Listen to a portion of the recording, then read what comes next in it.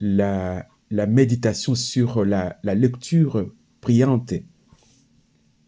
Et là, je m'en vais directement vous lire l'évangile de Luc au chapitre 11, du verset 13, du verset 9 jusqu'au verset 13. Je lirai juste quelques versets. Et moi, je vous dis, demandez et l'on vous donnera. Cherchez et vous trouverez. Frappez et l'on vous ouvrira. Car quiconque demande reçoit, celui qui cherche trouve, et à celui qui frappe on ouvrira.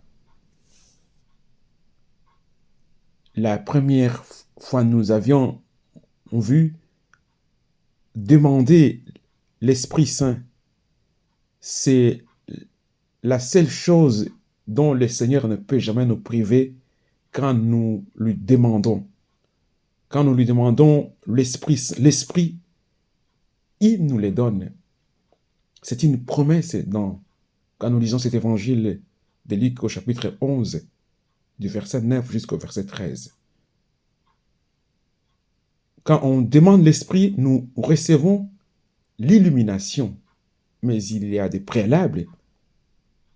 Il faut qu'il y ait un détachement. Il faut que nous nous détachions de toutes nos idoles. Nous nous détachions de toutes ces choses sur lesquelles nous nous attachons. Mais il faut aussi une certaine attention.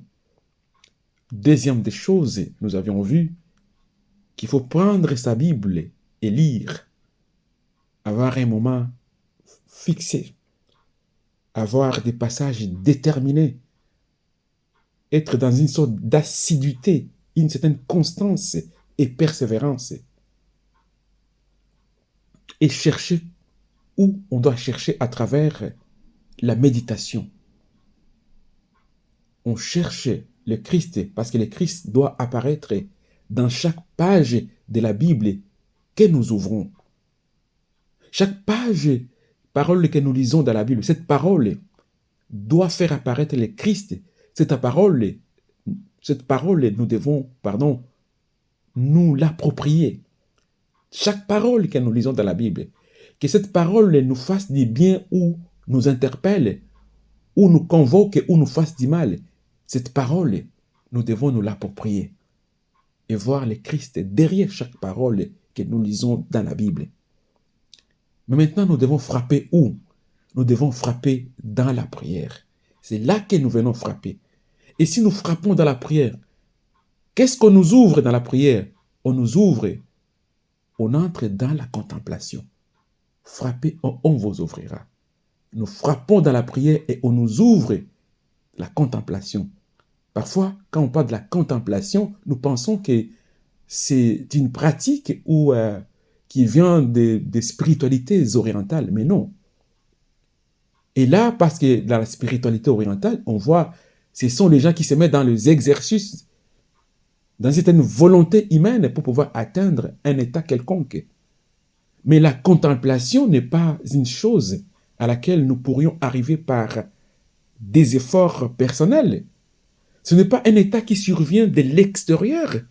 Elle est plutôt le fruit naturel mûri sur les germes de notre lecture priante. Parce que le Seigneur, en effet, est en face de nous. Nous avons frappé par la prière et nous sommes entrés dans la contemplation. Ici, il y a en réalité synergie, car lui, de son côté, a frappé par le moyen du texte biblique. Il a frappé la porte de notre cœur et il est entré dans la partie la plus intérieure et la plus profonde de notre être. Il ne nous reste plus qu'à le regarder, à le contempler, comme on voit ici dans l'évangile de Luc au chapitre 10, verset 39. Marthe, la sœur de Marie, appelle Marie qui est assise au pied, Luc 10, 39, Marie qui est assise, Marie s'assit au pied du Seigneur et qui écoutait sa parole. Elle était dans la contemplation. Et là, il n'y a pas de distraction dans cette contemplation. Et si nous entrons dans une distraction, il y aura toujours une voix qui va nous dire, le maître est là, il nous appelle. Vous voyez dans l'évangile des Jean, au chapitre 11, verset 28, le même récit de Marthe et Marie. Donc, Jean 11, 28, après avoir dit cela, Marthe s'en alla, puis elle appela Marie, sa sœur, et lui dit secrètement, le maître est ici, il t'appelle. Il y a toujours aussi cette voix à nous, quand nous sommes dans la contemplation, quand on commence à divaguer, les pensées commencent, il y a des gens qui sont capables de faire sortir des paroles, des prières, le Seigneur même parlait, mais les pensées sont ailleurs, notre mémoire est en pleine divagation. Il y a ce qu'on appelle la mémoire télévisuelle, nous sommes habitués à zapper dans notre mémoire. On est en train de parler des choses et on pense à autre chose. La focalisation. La focalisation. Et dans nos cultures protestantes, évangéliques et pentecôtistes, toutes ces cultures protestantes, on n'a pas la notion de focalisation comme chez les orthodoxes. Et ils ont des icônes, des icônes où ils se focalisent sur les icônes pour pouvoir se focaliser, donc pour ne pas entrer dans la divagation. Ça, c'est très, très important. Notre culture protestante, on n'a pas d'icônes, on n'a pas de symboles pour pouvoir se focaliser, non. Alors ici, ça demande une certaine discipline pour ne pas être dans la divagation. Donc, et c'est la raison pour laquelle on entend parfois certaines personnes qui prient, même qui entrent dans certaines prières en langue, mais qui racontent du n'importe quoi. Donc, chers amis, les Christ, comme je disais, chaque page qu'on ouvre de la Bible dévoile le Christ et nous le fait apparaître dans cette lecture priante. Et le Christ s'annonce en suscitant un étonnement émerveillé. Il suscite au fait une certaine admiration, une surprise, un étonnement émerveillé. Et c'est ça en fait la contemplation, quand on est dans cet état des choses. Donc, l'état de contemplation, l'état d'émerveillement, d'admiration. C'est pourquoi je m'inscris toujours en faux contre toutes ces personnes qui publient des photos de gens qui sont en pleine intimité, en train de prier, en train de pleurer, de prier. Mais c'est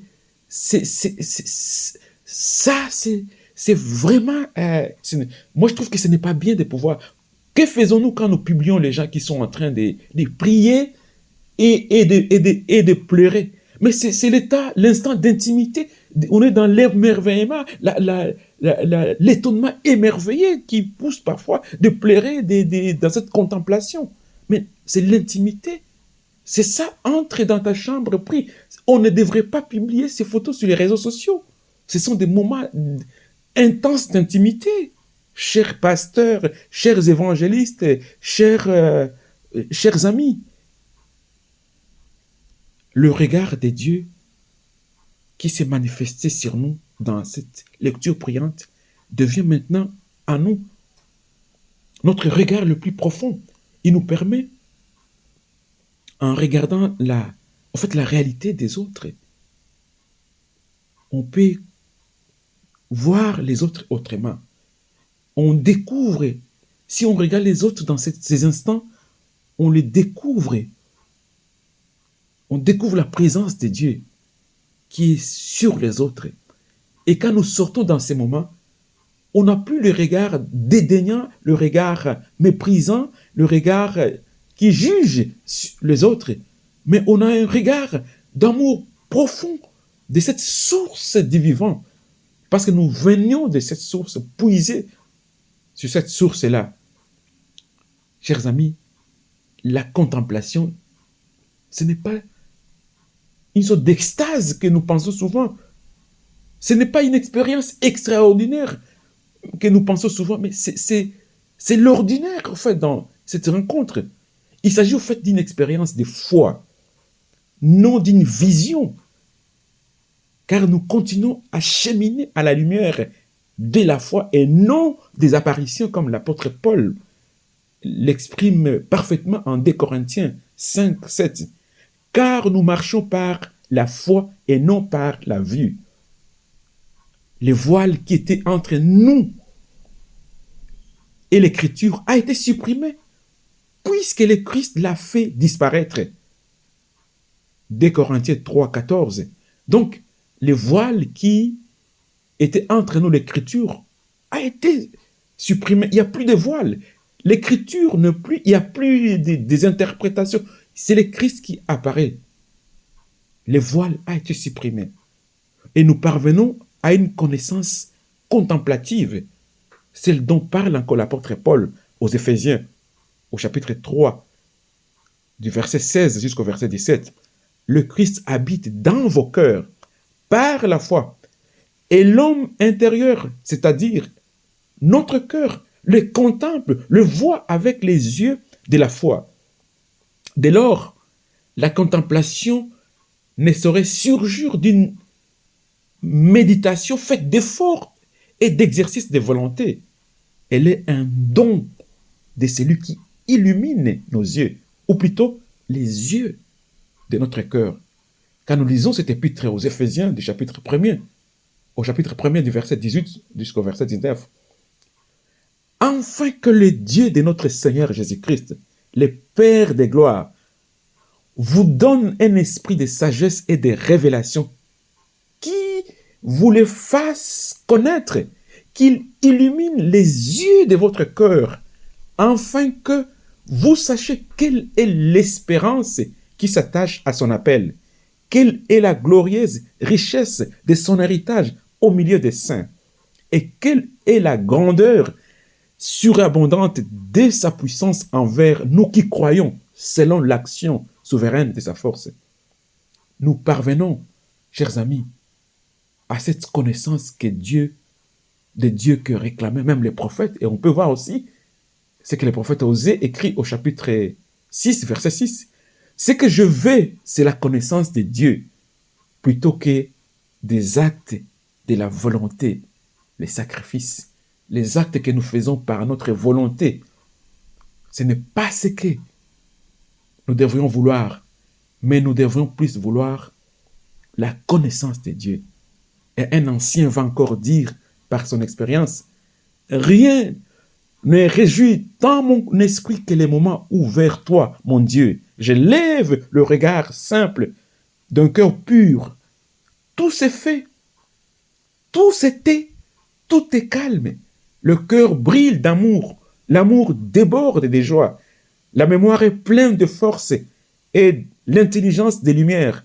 L'esprit tout entier, enflammé du désir de voir ta beauté, se voit ravi dans l'amour des réalités invisibles. Chers amis, la contemplation doit nous porter au ravissement de biens invisibles, comme le manifeste encore l'apôtre Paul en 2 Corinthiens 4, 18. Aussi, nous regardons non point aux choses visibles, mais à celles qui sont invisibles. Car les choses visibles sont momentanées et les invisibles sont éternelles.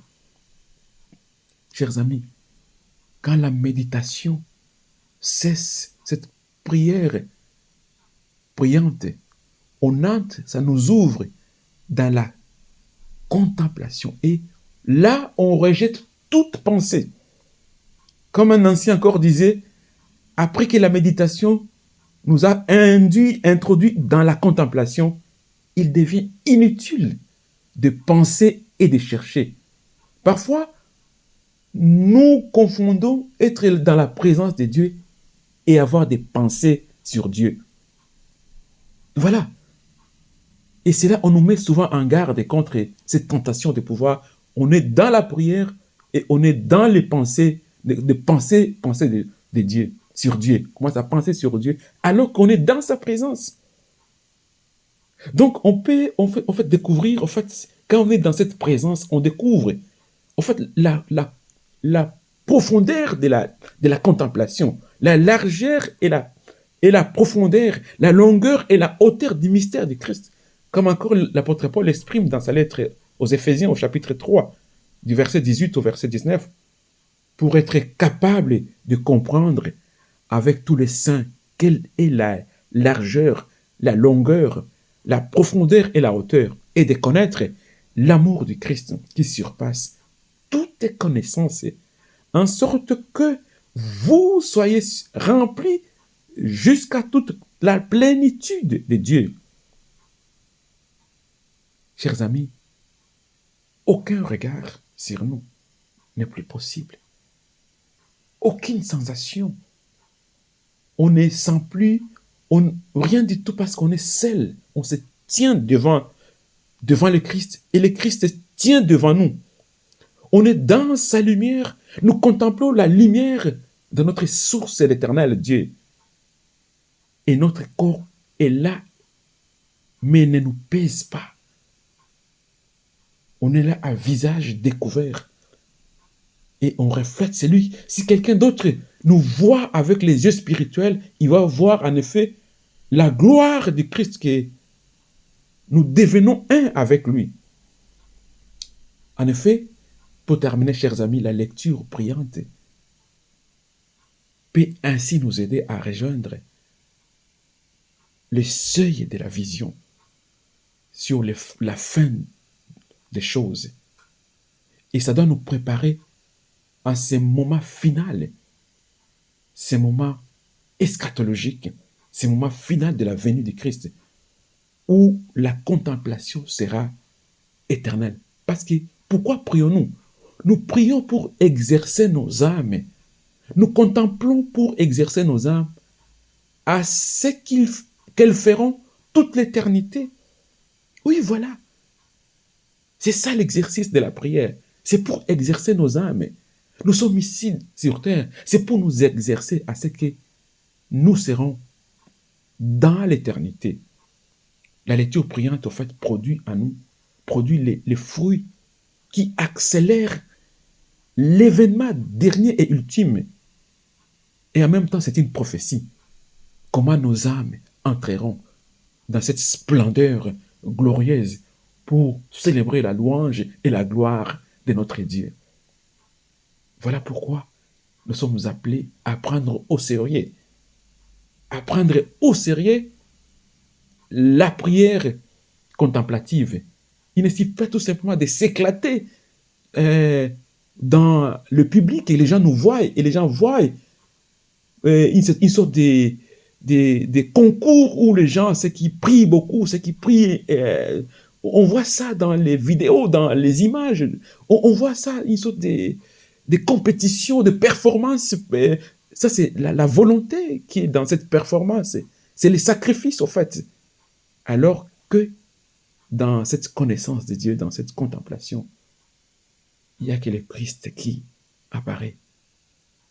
Et en faisant un avec le Christ, il y a l'émerveillement, l'étonnement émerveillé dans cette splendeur glorieuse. Et nos cœurs sont ajustés, expérimentés. C'est à quoi elles seront appelées toute l'éternité. Que le Seigneur bénisse sa parole. Amen.